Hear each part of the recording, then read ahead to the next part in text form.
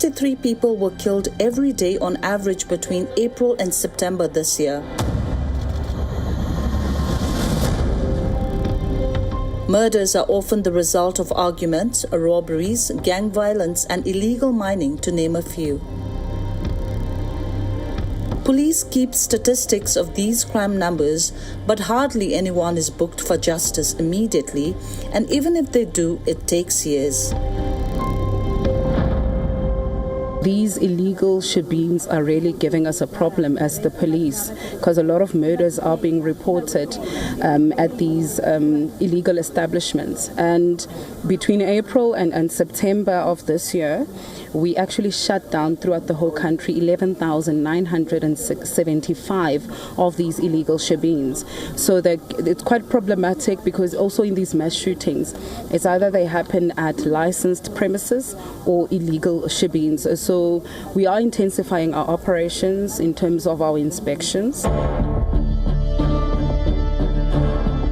There are many firearm-related homicides and shootings in South Africa, including gang and criminal violence throughout the year, but only a handful are reported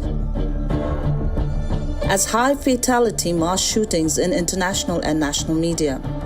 In December alone, South Africa witnessed big mass shootings. One in Salisbury Township, where multiple gunmen opened fire at a hostel or a pub, killing at least 12 people and injuring 13 others. A famous media personality and a businessman named DJ Warris was shot in broad daylight a few days ago. Another shooting took place at Buckersdal, where gunmen opened fire at a tavern, killing at least 9 people and injuring around 10 others. All 3 incidents took place in Gauteng province, housing major cities like Johannesburg and Pretoria. WION spoke to some South Africans to get their reaction.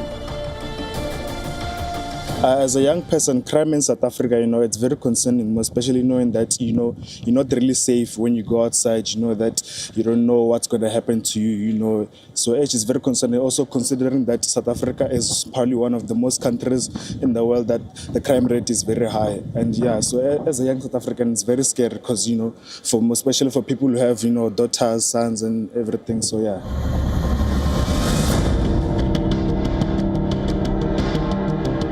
Personally, how I feel about crime, I feel that it's very concerning, because it feels like there's always something in the news here in South Africa about things going on, whether it's gender-based violence or armed robberies. So it's concerning to someone who's a young person in the country.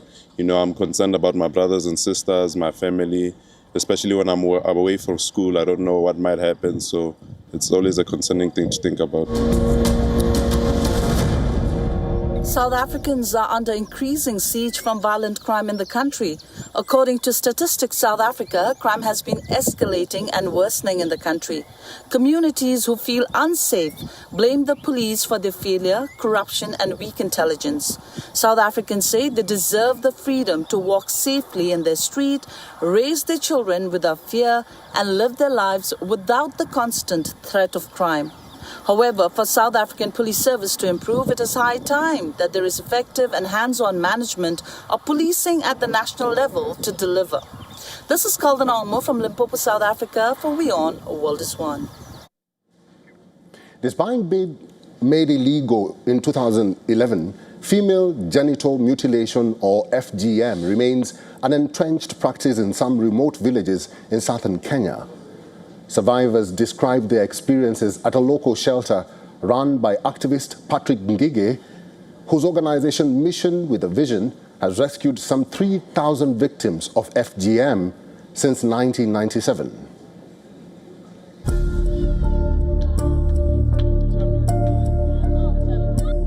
Maasai women know that mutilating young girls by removing their clitoris and inner labia, framed as a rite of passage, is still an entrenched practice in some remote villages of Narok County. Around 3 hours from the nearest tarmac road, female genital mutilation, FGM, has survived decades of pressure to end it from British colonialists and later Kenyan and global NGOs.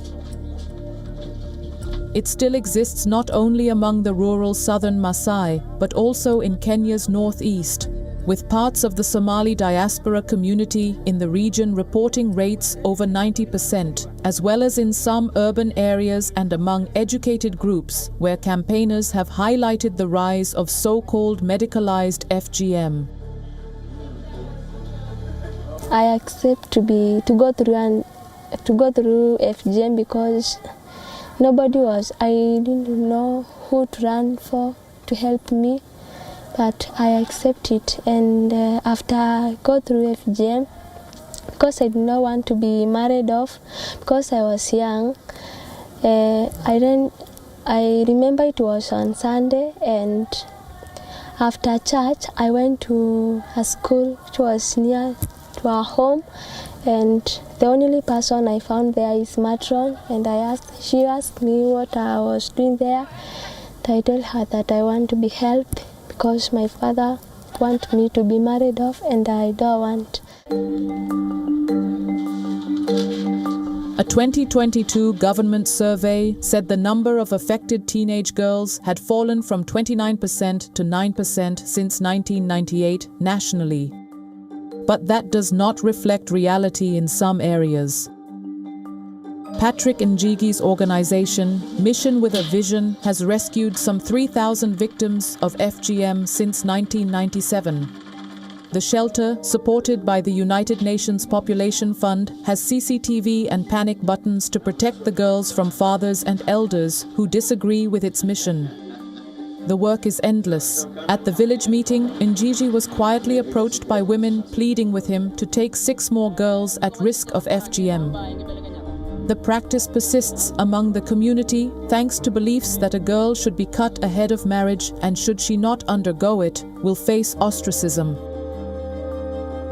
The main number of girls are from FGM and are marriage, but we also have those that come in because of incest, issues of rape, issues of negligence, and even others that have been abused in the family. So we have different categories, but we have to know exactly the needs of this child, and then we give them the needs. We also do a medical checkup because we need to know what is their medical history, what do they have, what do they need, and where do they need support. So we do all that.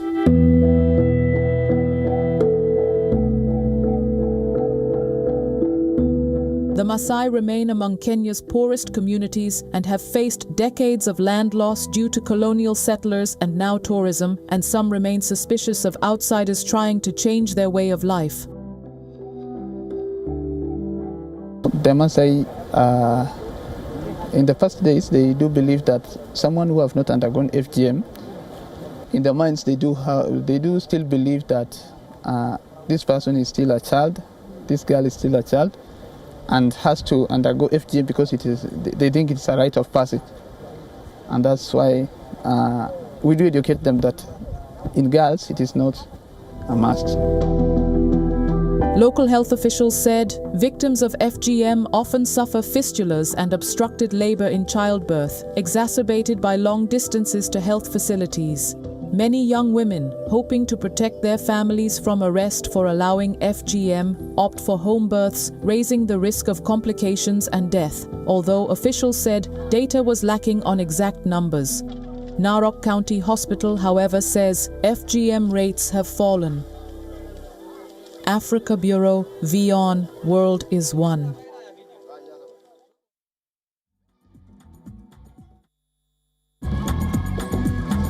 Let's now head to West Africa and talk about another vice that is happening there. Abortion is illegal in Sierra Leone unless the mother's life is at risk, pushing many women to drastic and dangerous lengths to terminate a pregnancy. A bill to decriminalize abortion, introduced in Parliament last year, has stalled with little sign of revival, with rights activists pointing to the fierce opposition from the country's religious communities.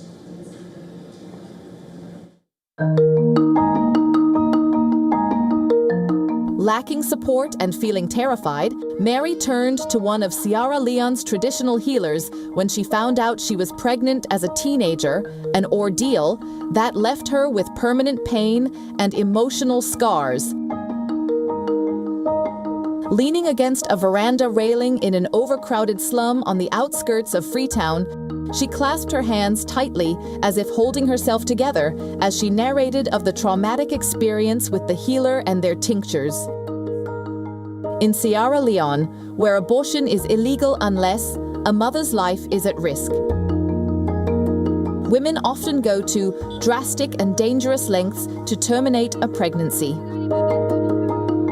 Abortion advocates were buoyed by a bill introduced in Parliament last year and favoured by President Julius Maada Bio, which would have decriminalised abortion. But the measure has stalled with little sign of revival, as many point to staunch opposition from Sierra Leone's religious, Christian and Muslim communities as the cause. So at that time, the baby was up to 20 months. I was about 3 months pregnant, so the first medicine I was given didn't work. They took me to another woman who boiled some medicines and gave them to me to drink. My stomach hurt the entire night. The next morning, I started bleeding and something came out. Approximately 91,500 illegal abortions were carried out in Sierra Leone in 2021. According to a report by the African Population and Health Research Centre, APHRC, published in 2024. About a decade after Sierra Leone failed to pass a pro-abortion law in 2015, President Bio engaged with stakeholders in January, encouraging Parliament to move forward on his Safe Motherhood and Reproductive Health Bill. The give and take between public health and deeply rooted religious and cultural beliefs is often fraught in Sierra Leone, as in the larger West Africa region. If it's an incomplete, they will just go ahead and do what we call EOU, which means evacuation of the uterus, and then from there we'll place them on drugs, antibiotic, sometimes for 5 days, depending on the level of infection that must have set in, and then sometimes for 2 weeks. Fatu Esther Jusu was just 15 years old when she aborted a pregnancy by mixing traditional medicine and antibiotics recommended by friends, later developing complications and profuse bleeding for days. Now, age 22 and working as a nurse and community advocate, Jusu was crowned by the United Nations Fund for Population as Sierra Leone Miscondom 2025 for her work promoting abstinence and contraceptives. Governments, past and present, they have been, I would say they have attempted, to legitimize abortion. But they've been faced with fierce condemnation and resistance from religious people in this country, especially the Interreligious Council, where we have both Muslims and Christians. They have totally disagreed with the position of government. A 2025 Afrobarometer round of surveys indicated that 82% of Sierra Leoneans support contraceptive access, yet 87% reject abortion for unwanted pregnancy. Africa Bureau, WION, World is One.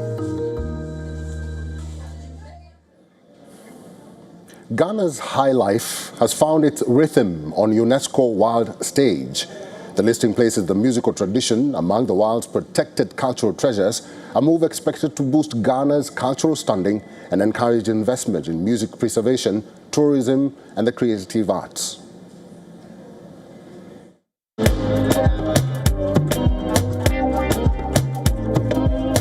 On a humid Tuesday night in Accra, Zen Garden is alive with sound, movement, and memory as highlife melodies spill into the open air, drawing families, friends, and office workers who sway long past midnight, as if the weekend has come early. Under soft lights, the four young men of the Kwanpa Band strike layered guitar lines and lilting rhythms, their live performance pulling cheers and applause from a crowd visibly elated. White handkerchiefs twirling above heads as revelers dance, sing along, and clink glasses between bites of food. One great thing is that this year we mark 100 years of Ghanaian highlife music. So it couldn't have come at a better time. This news is just great. If you trace the origin of highlife music, we can trace it to September 1925.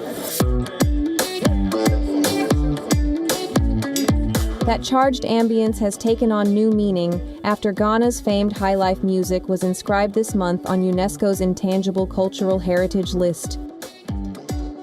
A major international recognition of one of West Africa's most influential musical traditions. UNESCO announced the decision on December 10th, describing highlife as a monumental expression of Ghana's musical genius, culture, and global influence. Honoring generations who have preserved and adapted the genre since the early 20th century. UNESCO recognizing and then inscribing Ghanaian highlife music and dance as part of the intangible cultural heritage. It's great news. It's exciting. It gives you a sense of joy, a sense of peace, and a sense of pride. Because highlife music and highlife dance, it's Ghanaian. It's a reflection of the way of life of we Ghanaians. It's a reflection of our cultural identity.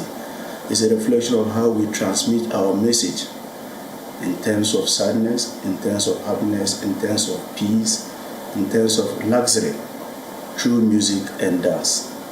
Highlife and dance has moved from generations to generations, where innovations drive the process. It is one key UNESCO product, which is not just a museum relic, but a living product. UNESCO's listing places highlife among the world's protected cultural treasures, a move expected to boost Ghana's cultural standing and encourage investment in music preservation, tourism, and the creative arts. Highlife's layered guitars, horn sections, and storytelling have shaped national identity for more than a century. Popularized by legends such as E.T. Mensah, Nana Ampadu, Papa Yankson, A.B. Krensil, Osibisa, Amakia Dede, and Kojo Antwi, and influencing later movements including hipleaf and Afrobeats. For me as a Ghanaian, it tells our story. It touches on every aspect of our society. When you are down, when you are happy, when you need inspiration, highlife music is there. At a national level, UNESCO officials see highlife as a living heritage rather than a relic. Africa Bureau, WION, World is One. The bullfighting tradition is deeply rooted among the Luhya community in Kenya's Kakamega County. It started as entertainment and celebrations after harvest season and has now evolved into a sport that attracts thousands of young people, some who even place bets on social media platforms.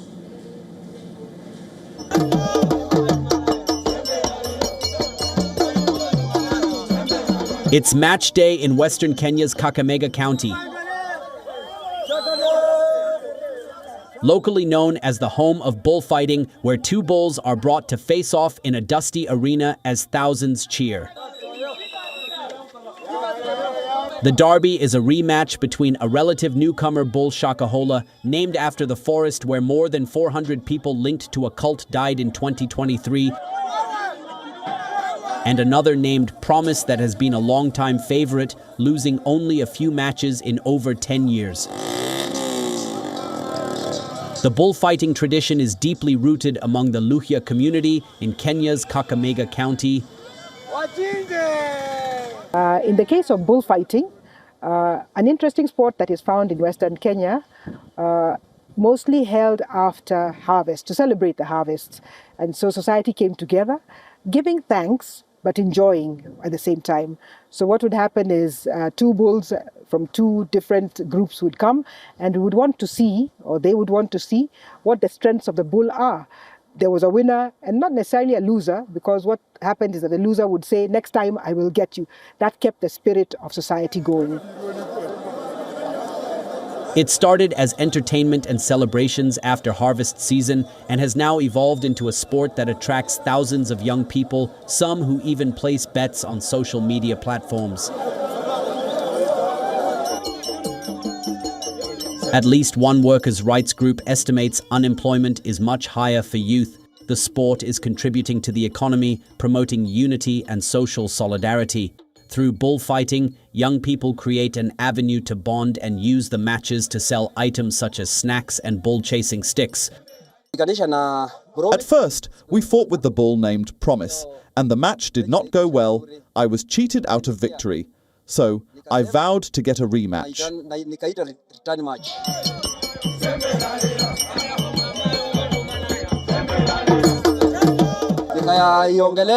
I spoke to the bull and told him, "You are going to face the bull that beat you last time, so I do not want him to beat you today." In fact, I had told Shakahola to send it to the butchery for slaughter.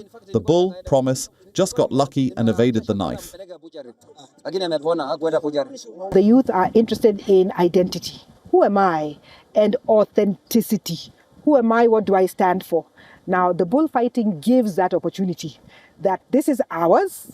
Those of us who come from that part of the country, this is what we do when we are here, and this is who we are.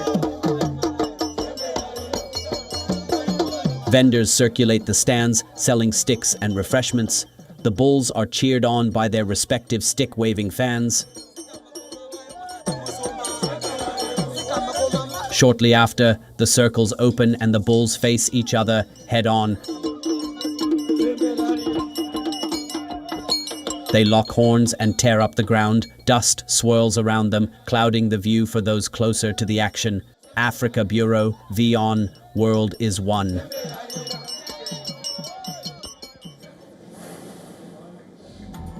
And that marks the final episode of World of Africa for the year 2025.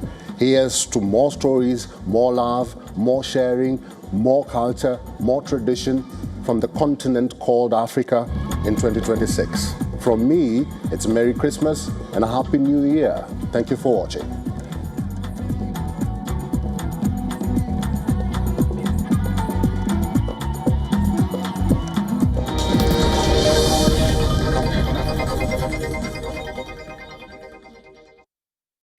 The stress of our world can take a toll on our physical and emotional health.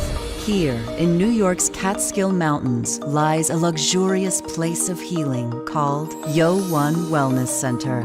The WION Wellness Center provides 500,000 square feet of natural methods to manage diabetes, hypertension, chronic pain, obesity, depression,